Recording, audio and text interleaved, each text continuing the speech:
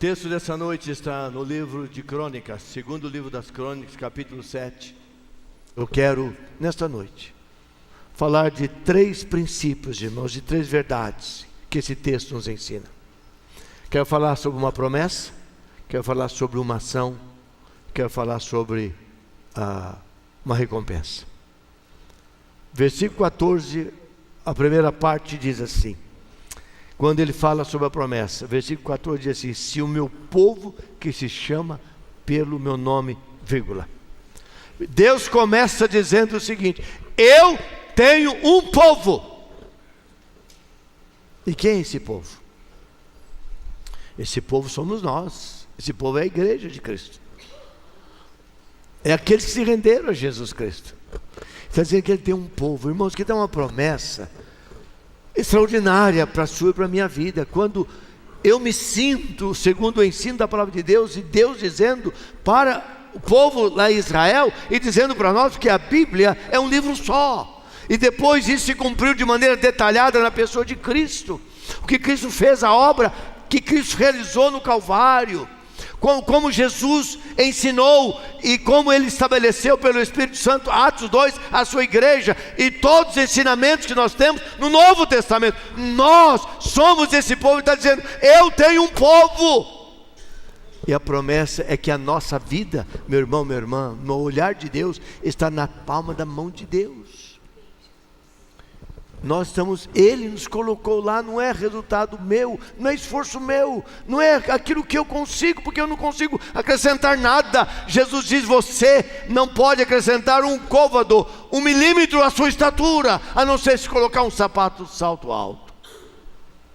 Mas fora daquilo que você coloca debaixo dos seus pés, ninguém consegue acrescentar nada.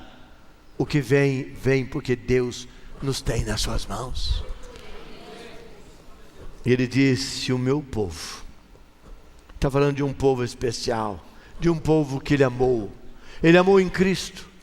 Ele nos amou pagando um alto preço.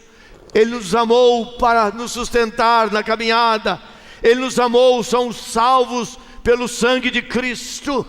E Ele está dizendo: quando nós enfrentarmos dificuldades, momentos difíceis, encruzilhadas na nossa vida, não vamos nos esquecer, nós temos um Deus, nós somos povo de Deus. Nós não estamos jogados, abandonados, esquecidos, aleijados de jeito nenhum, porque Ele disse: o meu povo. E se você é de Jesus, você é povo de Deus. Se você é de Jesus, você é filho de Deus. O povo usa essa expressão: eu também sou filho de Deus. Isso é mentira de quem fala isso. Todos são criaturas de Deus. Filhos são só aqueles que se renderam a Jesus Cristo. Como Deus criou todas as coisas, Ele criou o homem e a mulher, mas só se tornou filho em Cristo Jesus. João capítulo 1, versículo 12 diz essa verdade. Quando nesse extraordinário texto, eu quero ler, se você quiser abrir a sua Bíblia, você pode abrir João capítulo 1, o versículo 12. Olha o que Jesus diz e João registra nesse texto. Diz assim, o versículo 12: mas a todos quantos o receberam, mas todos quantos receberam a Jesus Cristo, Deus deu a eles o poder de serem feitos, o quê? Filhos de Deus. O que eles eram então? Eles não eram filhos. A pessoa só se torna filhos ao receber Jesus. Eram criaturas de Deus. Você é minha criatura. Por isso que muita oração não é ouvida, porque Deus não ouve oração de criatura. Por isso que muita gente fala: eu não sinto nada. E não vai sentir mesmo. Você não é filho? Quem pega no colo é pai. Quem faz carinho no bebê é a mãe. É pai, é filho, o filho amado. Ele diz: a saber, é meu filho aqueles que creem no nome do Senhor Jesus Cristo. Deus está dizendo: em Cristo Jesus eu tenho um povo. Por isso, meus irmãos, minhas irmãs, nós não podemos murmurar em nenhuma circunstância da nossa vida. Temos que olhar para Ele. A nossa murmuração se transformar em adoração, e Ele vai olhar com graça e resplendor, bondade e milagres sobre nós. Porque Ele está dizendo: eu tenho um povo, se o meu povo está falando do seu povo. A expressão povo no hebraico, a palavra é Emi, e a expressão Emi Shaddai significa povo do Todo-Poderoso. E Ele nos olha, o próprio Satanás, quando nos olha, ele olha para a gente e fala: este é o povo do Todo-Poderoso. Esse povo é forte, esse povo é cuidado, esse povo é sustentado, esse povo é dirigido pelo Todo-Poderoso. É o povo do Todo-Poderoso, Emi El Shaddai. Irmãos, que promessa na nossa vida. Que coisa extraordinária saber o que nós podemos experimentar e viver quando lembramos de quem nós somos aos olhos de Deus e nas mãos do próprio Deus, aquele que opera grandes maravilhas nas nossas vidas. E essa expressão, ela está no Velho Testamento 217 vezes, no mínimo 210, ela se encontra em todo o Velho Testamento. Emi Shaddai, Emi Shaddai, o povo do Todo-Poderoso. As promessas são a espinha dorsal, irmãos, do crente. Na mais sombria situação da nossa vida, nós temos que clamar a esse Deus que nos tem nas suas mãos. E Ele vai falar, olhar para a gente, a mão dele é poderosa, falar: filhinho, fica tranquilo, estou cuidando de você. E vai nos dirigir, como o salmista no Salmo 23 diz, que Ele nos levaria em pastos verdejantes. A promessa é essa, a promessa de Deus na nossa vida. Mas eu tenho muitos textos que eu poderia citar aqui, mas eu tenho um negócio aqui na igreja, chama-se relógio, e ele não colabora, ele não para. Mas o que é importante você entender é que o texto está dizendo essa noite: se o meu povo que se chama pelo meu nome. John Bunyan, autor do segundo livro mais lido na história do mundo, chamado O Peregrino. Não sei quantos de vocês tiveram a oportunidade desse livro, está em português. Impressionante, li esse livro quando eu tinha 19 anos de idade. Marcou, tocou o meu coração. Ele fala sobre promessa. E ele diz que a promessa é como uma chave de ouro que abre a mais complicada porta que possamos enfrentar na nossa própria vida. Não importa a complexidade da situação que está diante de você, essa promessa abre essa porta, quebra os ferrolhos dela e permite o caminhar pela caminhada da eternidade, ao lado daquele Deus que tem colocado a nossa vida na palma das suas mãos. E ele diz, a promessa gera em nós coragem,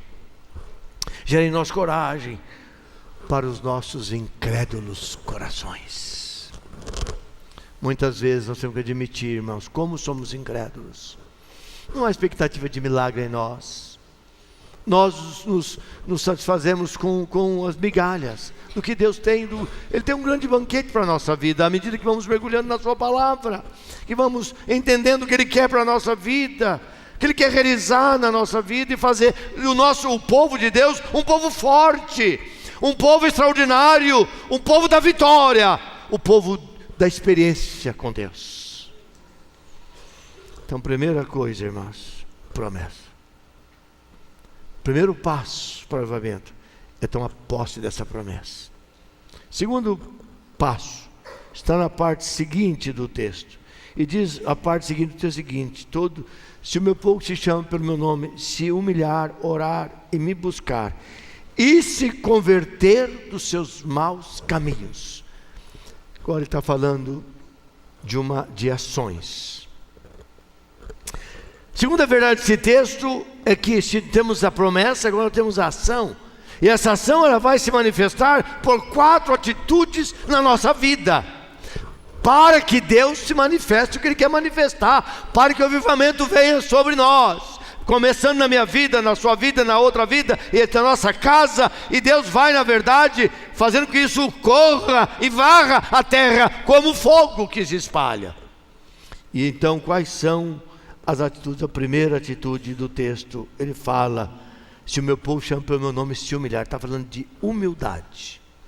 Aqui é falando da humildade, não é de humilhação, da humildade. Irmãos, humildade é a ideia de estarmos debaixo de uma autoridade. Se eu não estou debaixo de uma autoridade, para mim, eu já tenho consciência que eu não preciso de ninguém. Então, eu sou independente. E eu sei o que eu posso fazer por mim mesmo. Por que você está ligado a uma família da fé? Porque você está debaixo de um cajado. Você nunca está sozinho. Alguém ora para você todo dia. Você está debaixo de um cajado. Deus queria que aquele povo estivesse debaixo da mão dele mesmo. Eu sou o Deus de vocês, você é meu povo, mas você tem que entender a minha autoridade sobre a sua própria vida. Humildade, eu tenho que me render, reconhecer o senhorio de Jesus na minha vida. Eu sou o quê? Eu quero mandar em Jesus ou sou servo? Se eu sou servo, eu não vou reclamar. Por isso que nós mudamos aqui. Aqui não tem membro, aqui tem discípulo. O membro, ele é questionador, ele arruma confusão, ele faz fofoca, ele arruma encrenca. Esse é um membro, mas o discípulo não, porque o discípulo é servo. É para lavar o pé, eu vou lavar o pé. É para varrer o chão, vou varrer o chão. É para cantar, eu vou cantar. É para liderar a célula, eu vou liderar a célula. É para ajudar no ministério de família, eu vou ajudar. É o que é? Eu sou servo. O servo não questiona, o servo serve. Humilde, mas só humilde é capaz de fazer isso. Se não for humilde, não. Eu não concordo. Aí cresce os fariseus da vida, e a igreja está cheia de fariseu. Aí vem o farisaísmo, legalismo, as acusações, tudo sobre. As pessoas enchem de si mesmas. E esse é um mal tão terrível que prejudica muitas pessoas e muitas vidas. A Bíblia está dizendo humildade, humildade. Reconhecer de verdade as minhas fraquezas. Nós não podemos ser: pai, eu preciso de ti. Eu não posso, mas o Senhor pode. O Senhor pode todas as coisas, é jogar fora, é arrancar de dentro do meu coração o orgulho. Joga fora, isso não presta para nada, isso não me leva a nada. Jesus fala: se humilhar. Mas a próxima atitude, meus amados irmãos, é orar. Se de um lado eu preciso ser humilde, eu preciso orar. E a oração é a humildade em ação. Se eu não oro, eu não estou demonstrando que eu sou humilde, porque eu oro, porque eu preciso da graça de Deus renovada na minha vida todo dia. Eu preciso de orar. Irmão, não sei se você tem sentimento. A necessidade de oração é como a necessidade de dar fome, que você tem vontade de comer. É como a sede. Chega uma hora que você tem que parar, pegar e bebe. Você pega um copo de água gelada, água cristalina, filtrada, e você bebe aquela água, aquilo satisfaz você. É isso. É uma dependência na oração. Eu falar a Deus, eu falar ao Senhor: ó Deus, eu preciso de direção. Senhor, eu preciso de sabedoria, eu preciso de graça para educar meu filho, para guiar minha família. Eu preciso de graça no meu trabalho, eu preciso de graça em tudo que eu faço, Senhor amado. Ajuda-me, Senhor amado. A oração. Mas você quer ver o menor grupo aparecer numa igreja? É quando chama o povo para orar. As pessoas não vão orar. Convida o povo para a vigília. Graças a Deus tem um grupo bom aqui, mas é um grupo pequeno da igreja que vai orar para a vigília. Eu quero conduzir melhor a minha vida. Não, eu não gosto disso. Eu estou cansado, trabalhei a semana inteira, ficar até de madrugada orando, etc. Mas, irmãos, é a atitude do coração. A obra de Cristo, irmãos, a cruz de Cristo precisa imprimir em mim, no meu coração, essa dependência dele. Senão é só história. Se eu não responder nessa dimensão, é apenas uma história lá no Velho Testamento, no final, no começo da obra, no Novo Testamento, lá em Jerusalém, no Calvário, uma cruz, lá tinha outro ladrão de um lado e do outro. É história, é conhecimento. Aquilo não tem, na verdade, a profundidade espiritual, celestial, divina na minha vida. Que ali houve entrega pelos meus pecados, pelas minhas mazelas, pelos meus erros, pela minha fraqueza, Orar. Isso foi tão crucial na vida de Paulo. E Paulo foi o que foi porque ele disse: orai sem cessar. Paulo, imagine quando ele andava falando. As pessoas achavam que ele estava ficando gaga, mas não, ele estava falando com Deus. Eram as lutas, as dificuldades, ao mesmo tempo as oportunidades, o milagre de Deus no seu ministério, na sua vida. Orai sem cessar. O avivamento não chegará sem oração, nem na sua vida, nem na igreja. Não chegará senão pela oração. Mas uma terceira verdade que a Bíblia nos diz, ele fala: se o meu povo, essa promessa maravilhosa, entender essa atitude, primeiro, se humilhar, orar, e diz: e me buscar. O que ele está falando aqui? Ele está falando de um encontro face a face.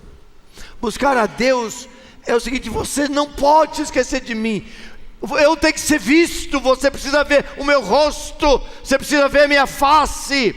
É uma comunhão íntima, irmãos. Face, buscar a Deus, significa intimidade do homem, da mulher, do pecador, para com o santo, para com o divino, para com o eterno. Não se esqueça, olha para mim, você vai lembrar o que eu fiz por você na cruz.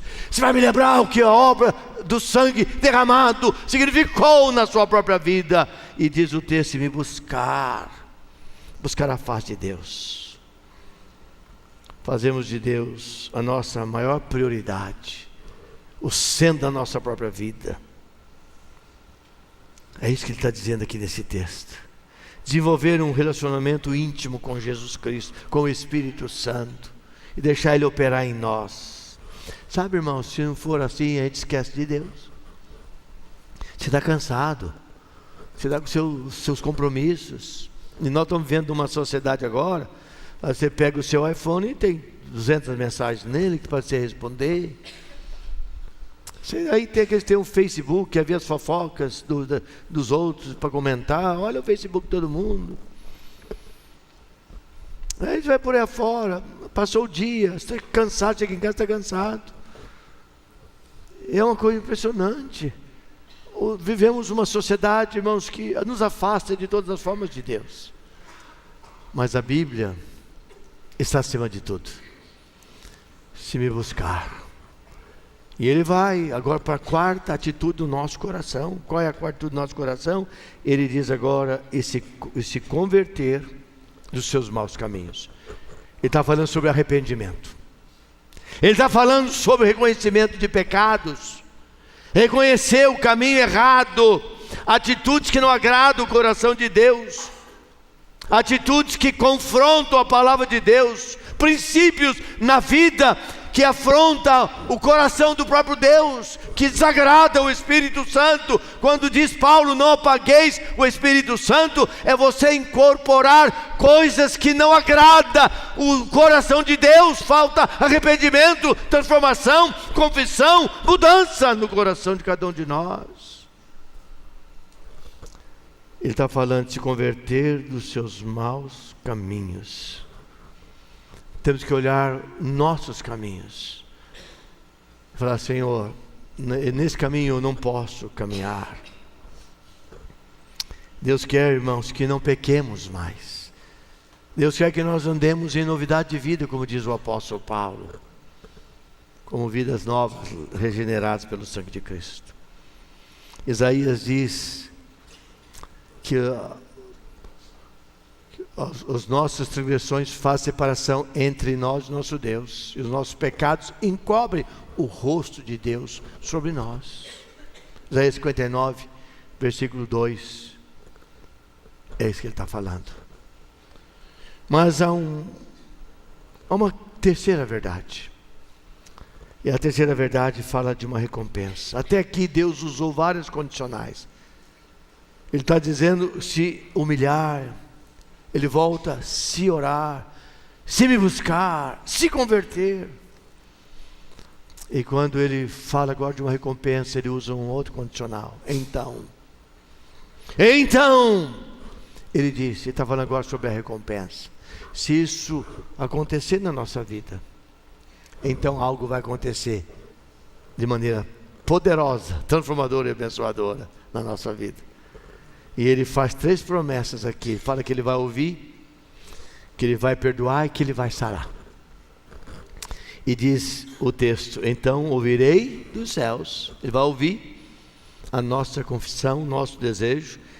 Ele vai ouvir o nosso pedido. Ele vai perdoar pela nossa confissão os nossos pecados. Ele vai sarar. E aqui, irmãos, ele quer sarar em várias dimensões. Eu quero mencionar algumas delas rapidamente para caminharmos para o encerramento do culto desta noite. São atitudes que precisamos trazer na nossa vida para seguirmos os passos para o verdadeiro avivamento, segundo o texto que Deus responde a Salomão. Primeiro, ele vai ouvir nossas orações. E Deus fala: nossas orações serão respondidas. Se você tem um desejo, mas você não ora, não tem como Deus responder o seu desejo, porque não houve oração. E Jeremias 29, 13: buscar-me-eis e me achareis, quando me buscardes como? De todo o coração. Não é uma religiãozinha, não é um negocinho, não é uma brincadeira de crente. É uma experiência profunda, um relacionamento maduro, sadio, concreto. Segundo lugar, não só nos ouvirá, mas ele diz: vou perdoar os seus pecados. Porque Cristo na cruz, irmãos, tomou sobre ele os nossos pecados. Ele fez isso por nós. Merecíamos não, mas ele fez. Se você se rendeu a Jesus, seus pecados são perdoados. Em último lugar, ele diz: e sararei a terra. Irmãos, Deus é o dono do universo e da terra. E nós estamos numa terra, e nós fazemos parte desta terra, e nós estamos no Brasil. O Brasil está doente, o Brasil está enfermo, e a promessa é que ele vai curar o Brasil. Vai curar o Brasil quando a igreja orar pelo Brasil.